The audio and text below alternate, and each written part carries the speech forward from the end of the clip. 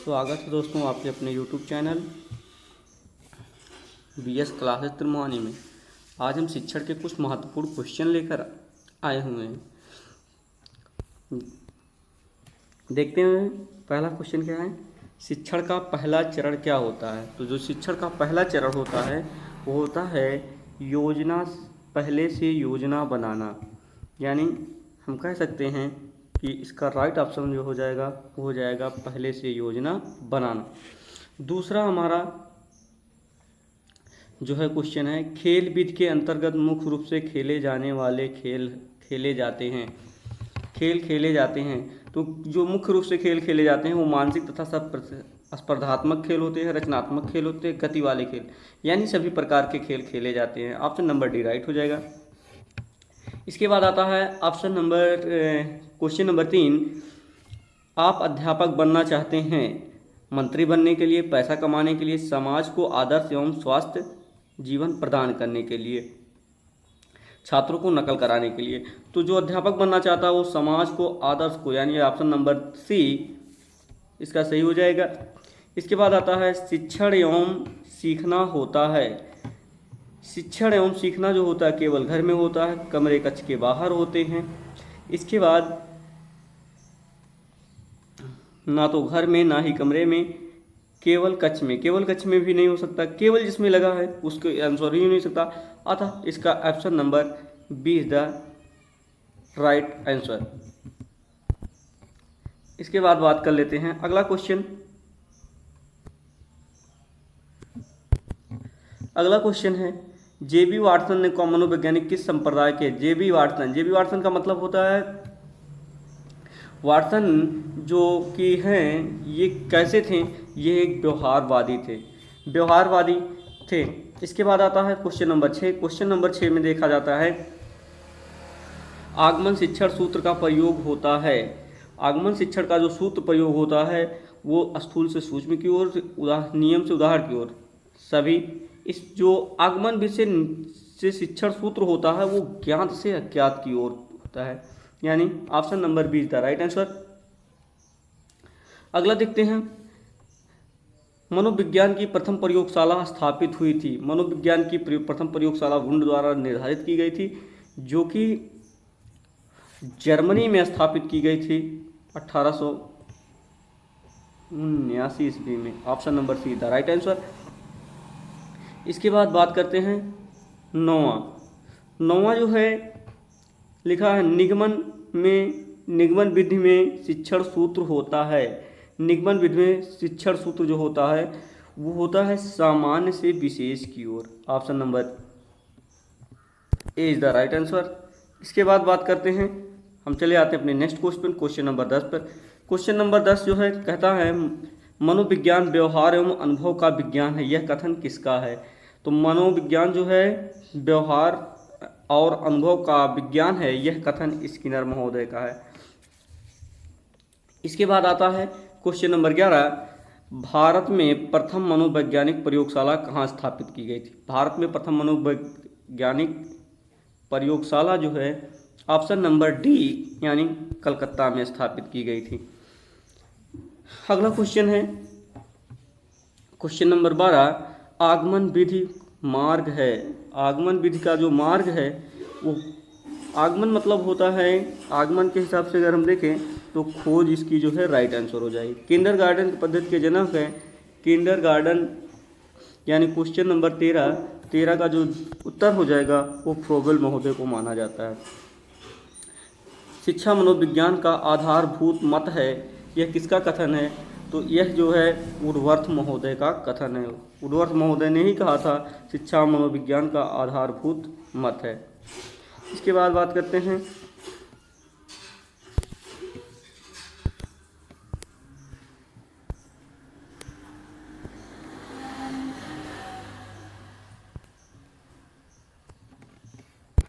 इसके बाद हम बढ़ते हैं नेक्स्ट क्वेश्चन नंबर 15 पर। निगमन विधि का मार्ग है। निगमन विधि का जो मार्ग है वो अनुकरण है। अगला क्वेश्चन है क्वेश्चन नंबर 16, मनोविज्ञान मानव एवं पशु के व्यवहार का मत है, यह किसने कहा था? क्वेश्चन नंबर 16 क्वेश्चन नंबर 16 का जो राइट आंसर है वो है डी, मॉर्गन ने कहा था, यानी क्वेश्चन नंबर डी। खेल खेल से ज्ञान प्रदान करने की पद्धति कहलाती है, यानी 17 नंबर क्वेश्चन का आंसर हो जाएगा बी, मैडम मारिया मॉन्टेसरी द्वारा इसका दिया गया था। इसके बाद साइकोलॉजी, मनोविज्ञान किस शब्द से लिया गया है? तो ये जो है एक लैटिन शब्द से लिया गया है। इसके बाद आता है 19 नंबर में देखा जाता है क्या है, शैक्षिक प्रक्रिया के 3 प्रमुख अंग हैं। शैक्षिक प्रक्रिया के 3 प्रमुख अंग हैं शिक्षण प्रक्रिया, मूल्यांकन, यानी option number D right answer हो जाएगा। इसके बाद चलते हैं हम लोग नेक्स्ट क्वेश्चन पर। नेक्स्ट क्वेश्चन देखते हैं, क्वेश्चन नंबर 20।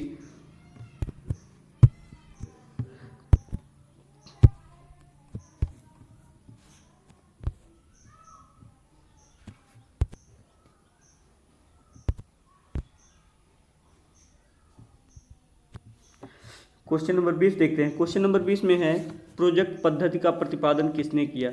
प्रोजेक्ट पद्धति का प्रतिपादन जो है किलपैट्रिक महोदय ने किया है, यानी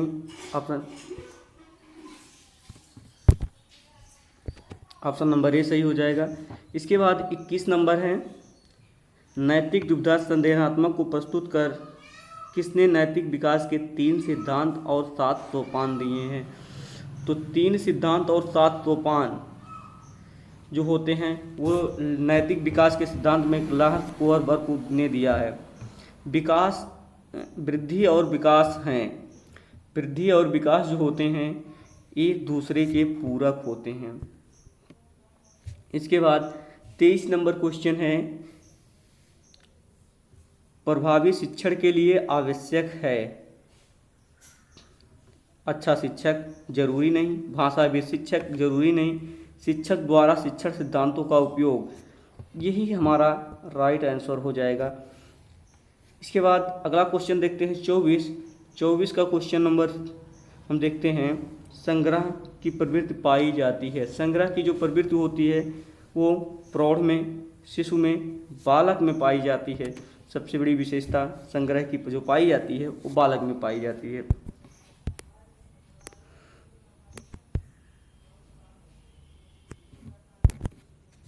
इसके बाद देखते हैं क्वेश्चन नंबर 25। क्वेश्चन नंबर 25 में जीन पियाजे के अनुसार व्यक्ति स्वतः ही नैतिक के स्तर पर पहुंचने में कौन सा सहायक नहीं होता? तो क्वेश्चन में सहयोग है, पारस्परिक निर्भरता है, जैवीय कारक जो होते हैं जीन पियाजे के अनुसार, यानी option number C right answer है। क्वेश्चन नंबर 26,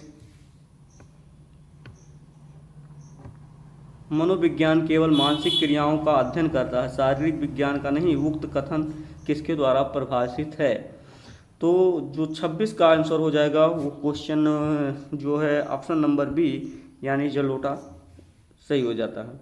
इसके बाद फ्रोबेल की दृष्टि में सर्वप्रथम क्या उद्देश्य होना चाहिए? क्वेश्चन नंबर 27 का जो राइट आंसर हो जाता है वो होता है डी। 28 नंबर क्वेश्चन है, गेस्टाल्टवादियों का अधिगम का सिद्धांत है। तो गेस्टाल्टवादियों ने अपने अंतर्दृष्टि का सिद्धांत दिया था, अतः ऑप्शन नंबर ए सही है। इसके बाद बात कर लेते हैं 29 में जीन पियाजे के अनुसार नैतिक विकास का क्रम है यथार्थ, समानता और सापेक्षता, यानी ऑप्शन नंबर डी। इसके बाद बात कर लेते हैं अगला क्वेश्चन,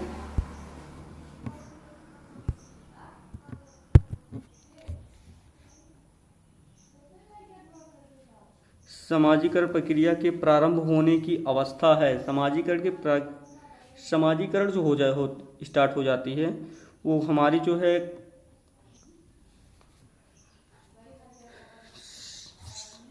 प्रारंभ होती है, ये पाई जाती है हमारी शैशवावस्था से, यानी ऑप्शन नंबर सी। इसके बाद पढ़ते हैं 31 पर, शिक्षक को शिक्षण के सहायक सामग्री के चयन के अवसर पर प्रमुख रूप से किस बात का ध्यान देना चाहिए? जो प्रमुख रूप से ध्यान देना चाहिए 31 नंबर का हमारा राइट आंसर हो जाना चाहिए बी, पूर्ण विषय वस्तु से पूर्ण संबंध हो। क्वेश्चन नंबर 32, जिन प्यासे का नैतिक सापेक्षता क्या है, यानी 12 वर्ष तक अंधे बालक पढ़ सकते हैं लिपि ब्रेन से। 33 का सी सही है। समाजीकरण का आधार है सभी।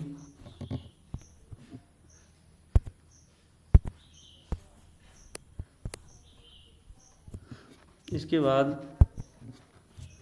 35 का आंसर हो जाता है शिक्षण विषय तात्पर्य, तो 35 का आंसर हो जाता है ये।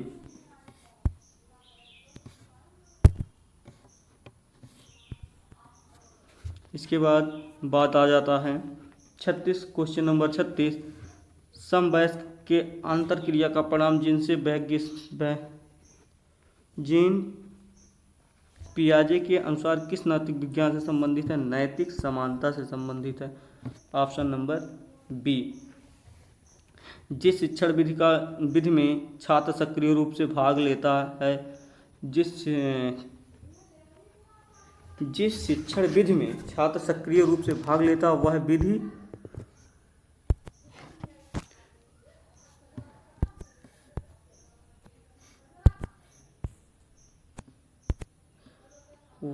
है, तो जिसमें जो है शिक्षण सक्रिय रूप से भाग लेता है वह विधि जो है उस विधि को कहते हैं प्रश्नोत्तर विधि, यानी जो है प्रश्न पूछा जाता है और उत्तर दिया जाता है। इसके बाद लास्ट आ जाता है किस मनोवैज्ञानिक के अनुसार 4 से 5 वर्ष के बाद बालक में माता पिता विरोधभावनी यानी ओडिपस विकसित हो जाता है। 38, क्वेश्चन नंबर 38 का राइट आंसर हो जाता है डी।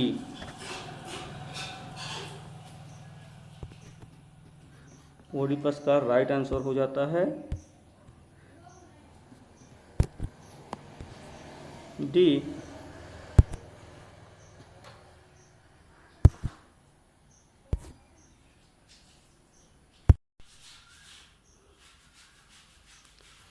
क्वेश्चन नंबर 39 है जिन संवेगों से व्यक्ति को सुख मिलता है वह संवेग है,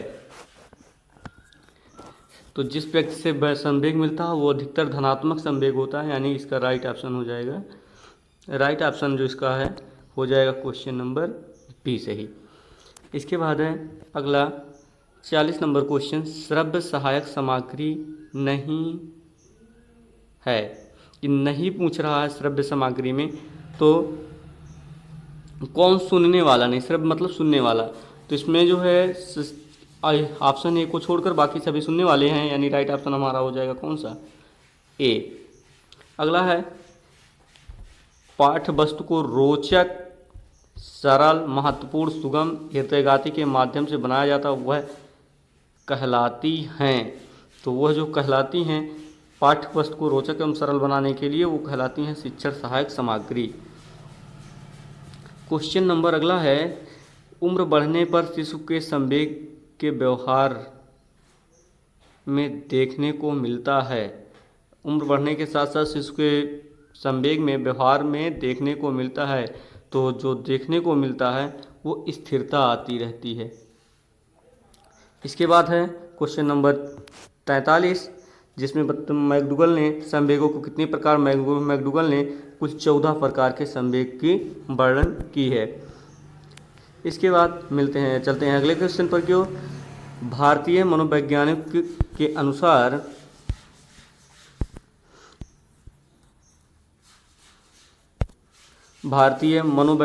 अनुसार संवेग है, तो भारतीय मनोवैज्ञानिक के अनुसार संवेग क्या है?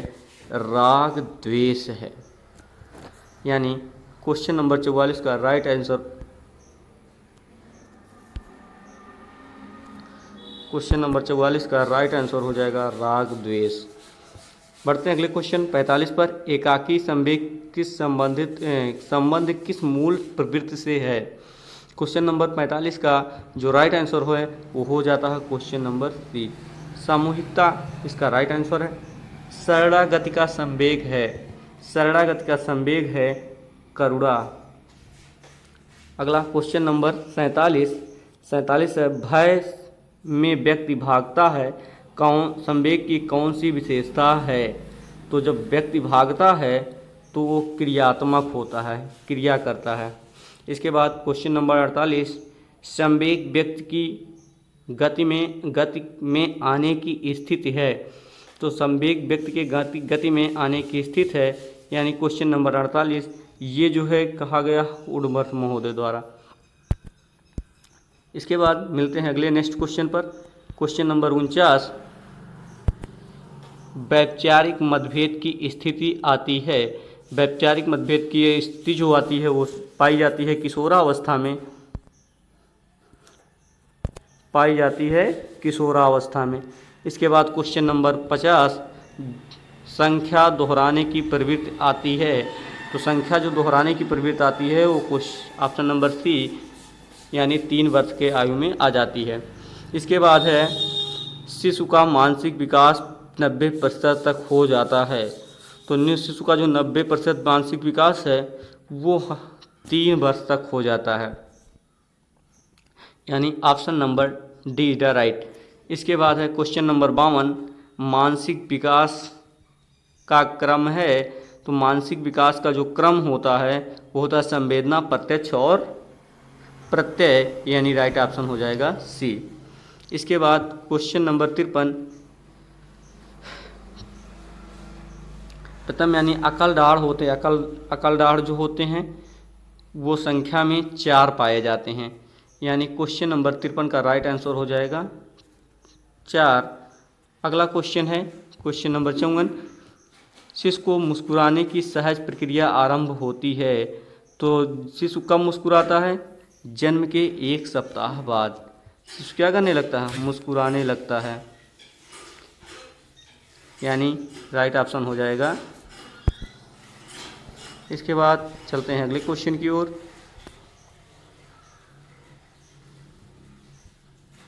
अगला क्वेश्चन है क्वेश्चन नंबर 55, निषेचन के 9वें सप्ताह से लेकर बालक के जन्म लेने तक कहलाता है। क्वेश्चन नंबर 3, भ्रूणा अवस्था कहलाता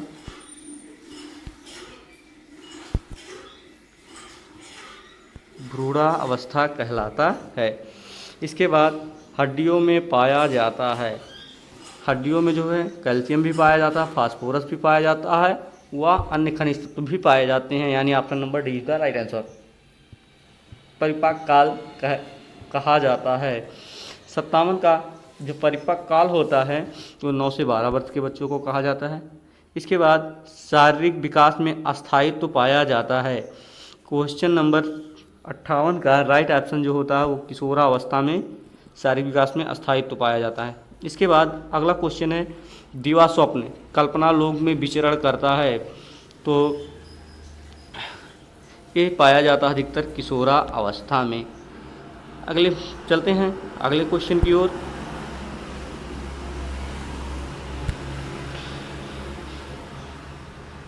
क्वेश्चन नंबर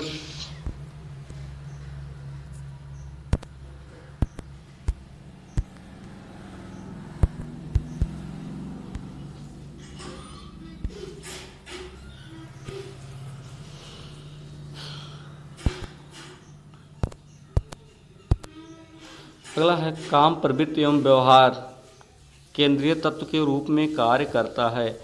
तो किस अवस्था में है? किशोरावस्था में काम प्रवृत्ति की भावना पाई जाती है। अगला है, स्वतंत्रता की भावना संबंधित होती है।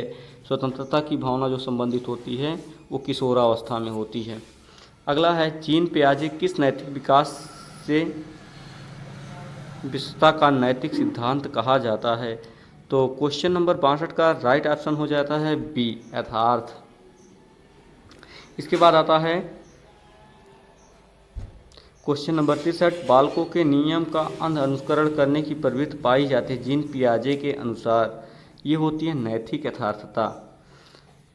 क्वेश्चन नंबर 64 है, पहले से जो बच्चा जानता है उसको आधार बनाकर उनकी बातों को बताया जाना जो वो नहीं जानता है, यानी जो पहले से बच्चा जान रहा हो उसी को आधार बनाकर जो वो नहीं जानता उसे भी बताया जाता है।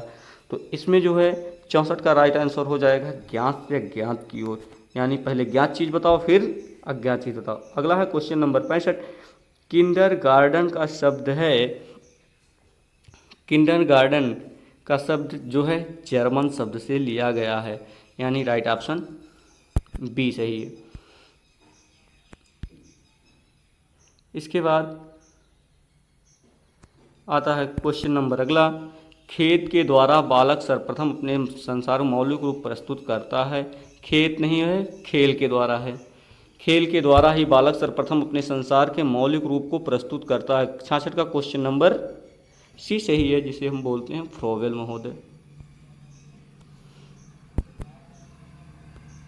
ऑप्शन नंबर सी सही हो जाएगा। 67 का क्वेश्चन नंबर मैडम मॉन्टेसरी शिक्षण पद्धति में बच्चों के लिए कोई बाधा हुआ पाठ्यक्रम नहीं है, फिर भी मॉन्टेसरी पाठशाला के कार्यक्रम को कितने वर्गों में विभाजित किया जा सकता है? इसका जो राइट आंसर है वो ऑप्शन नंबर बी, यानी 3 वर्गों में बांटा जा सकता है। अगला है मोरिया मॉन्टेसरी के अनुसार बच्चे की इंद्रियां सक्रिय हो जाती हैं।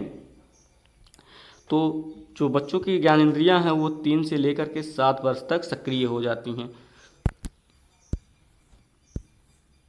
इसके बाद अगला है क्वेश्चन नंबर 69। शिक्षा का डाल्टन विधि का जन्म स्थान है। शिक्षा के डाल्टन विधि का जन्म स्थान है, तो जो इसका जन्म स्थान है वो डी अमेरिका है। इसके बाद अगला आ जाता है 70 नंबर क्वेश्चन। बुद्धि परीक्षण कितने प्रकार का है? तो बुद्धि परीक्षण जो होता है वो 4 प्रकार का होता है। इसके बाद अगला क्वेश्चन है 71। शिक्षण मशीन का सर्वप्रथम सिडनी प्रेसी ने किस सन में किया? तो 71 नंबर का क्वेश्चन जो है वो 1926 में किया। अगला है क्वेश्चन नंबर 72। अंतर्दृष्टि का प्रतिपादक था। तो अंतर्दृष्टि के जो प्रतिपादक थे वो कोहलर थे। इसके बाद अगला क्वेश्चन है प्रेरणा का वही संबंध उपलब्धि से है जो अधिगम का है। तो 73 का क्वेश्चन नंबर है बोध, यानी प्रेरणा का वही संबंध है। इसके बाद मिलते हैं अगले क्वेश्चन नंबर 74 में। देखते हैं थॉर्नडाइक ने व्यक्तित्व का वर्गीकरण का आधार है। तो थॉर्नडाइक जो है व्यक्तित्व का वर्गीकरण जो किस आधार पर किए हैं वो